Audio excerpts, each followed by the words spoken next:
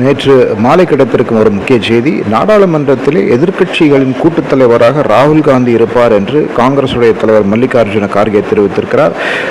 முதல் முறையாக லோக்சபாவிலே எதிர்க்கட்சியுடைய தலைவராக ராகுல் காந்தி இருப்பார் என்று தெரிகிறது. இதன் மூலமாக 2029 ஆட்சியை பிடிப்பதிலே காங்கிரஸ் மிகவும் மும்முரமாக இருப்பதாக பலரும் சொல்கிறார்கள்.